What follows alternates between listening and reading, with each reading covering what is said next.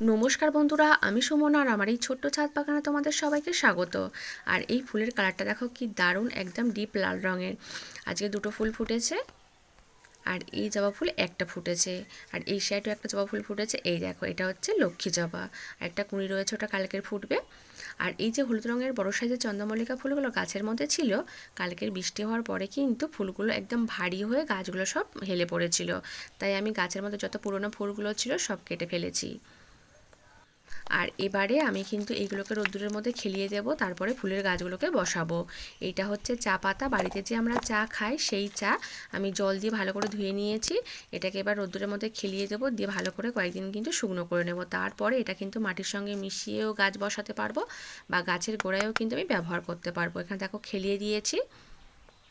আর এবারে কয়েক রকমের ফুলের গাছ আমি বসিয়ে নেব। তার আগে এই গ্রো ব্যাগটার থেকে আমি এই ফুলের গাছটাকে তুলে নেব। দেখো গাছটা তুলে নিয়েছি। এটা হচ্ছে পর্তুলিকা ফুলের গাছ, সিঙ্গেল প্যাটার্নের। আর এই লঙ্কা গাছের গোড়ায়ও দুটো গাছ হয়ে রয়েছে, এই দুটোকে তুলে নেব। এরকমভাবে কিন্তু হচ্ছে এবারে আমি অনেকগুলো এই সিঙ্গেল প্যাটার্নের পর্তুলিকার ফুলের গাছ পেয়েছি, সেগুলো সব তুলে বসিয়েছি। এই দেখো এতগুলো গাছ তুলে নিয়েছি। আর এখানে কিন্তু আরেক রকমের পর্তুলিকা ফুল গাছের আমি ডাল নিয়েছি। এগুলো সিঙ্গেল প্যাটার্ন, আর এগুলো হচ্ছে ডবল প্যাটার্নের। আর এই গাছ কিন্তু ডাল থেকেও হচ্ছে তৈরি করা যায়। এই দুই রকমের হচ্ছে ফুলের গাছ আজকে বসাবো। আর এই নয়নতারা ফুল গাছের গোড়ায় কিন্তু দুটো নয়নতারা ফুলের গাছ হয়ে রয়েছে, এই দুটোকে তুলে নেবো এখান থেকে। কারণ একটা এত ছোট জায়গার মধ্যে তিনটে গাছ কিন্তু ভালো হবে না, তাই এই ছোট গাছ দুটোকে এখান থেকে তুলে নিলাম, নিয়ে অন্য জায়গায় বসিয়ে দেবো।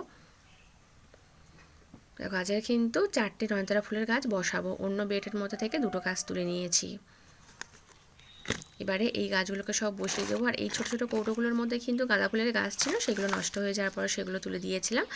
আর এই ঝুড়িটার মধ্যেও হচ্ছে পালং শাক ছিল, সেগুলো তুলে নিয়েছি। আর এই দেখো যেগুলো ডবল প্যাটার্নের যে পর্তুলিকা ফুলের ডালগুলো আমি নিয়েছি, সেইগুলো এই ঝুড়ির মধ্যে সব দিয়ে দেবো। এরকম শুধু ডালগুলো মাটির মধ্যে পুঁতে দিলেই কিন্তু হয়ে যাবে। দেখো সব ডালগুলো পুঁতে দিয়েছি, কিছুদিনের মধ্যেই কিন্তু এই ডালগুলো থেকে নতুন আবার চারা তৈরি হয়ে যাবে। আর এবারে এই সিঙ্গেল প্যাটার্নের হচ্ছে এই পর্তুলিকা ফুলের গাছগুলোকে এই প্লাস্টিকের গ্রো ব্যাগটার মধ্যে সব বসিয়ে দেব। যে কটা রয়েছে সবটাই বসিয়ে দেব।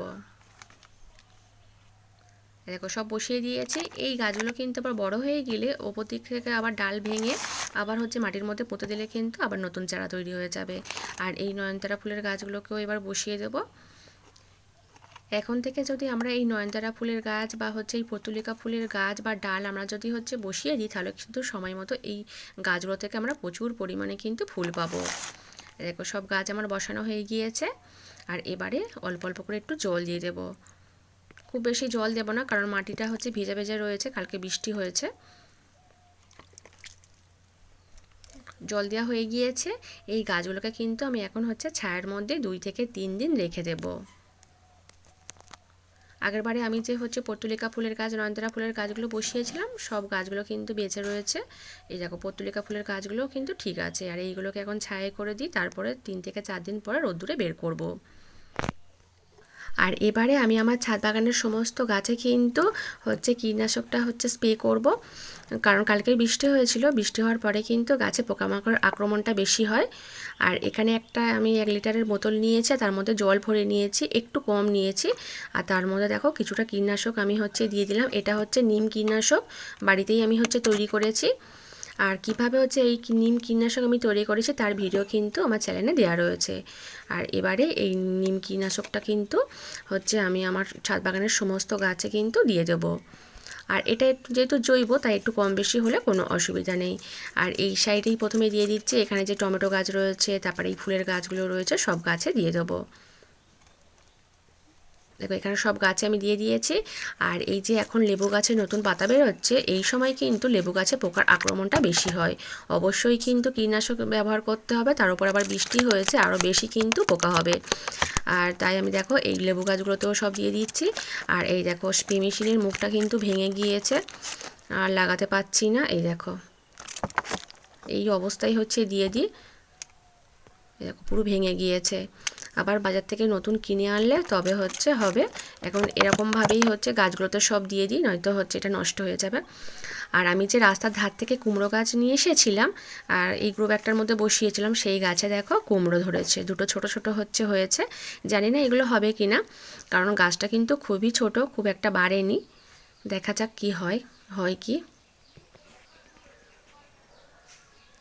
আর এবারে আমি এখান থেকে কয়েকটা টমেটো তুলে নেবো যেগুলো পেকেছে। আর একদিন যদি এই টমেটোগুলো থাকে তাহলে কিন্তু পাখিতে নষ্ট করে দেবে। পাখিগুলো কিন্তু টমেটোগুলো পুরো খাবে না, শুধু অল্প অল্প করে একটু করে খেয়ে নষ্ট করে দেবে। কয়েকটাই পেকেছে, সেগুলোই তুলে নেব। এর আগেও এই গাছগুলো থেকে আমি টমেটো তুলেছি। এইটাও তুলে নিলাম, হালকা হলুদ হয়েছে, এখনও কয়েকটা কাঁচা রয়েছে আর খুব বেশি হয়নি। এই দেখো এই কটাই কিন্তু পেকেছে, তুলে নিলাম। আর আজ এই পর্যন্ত, টাটা।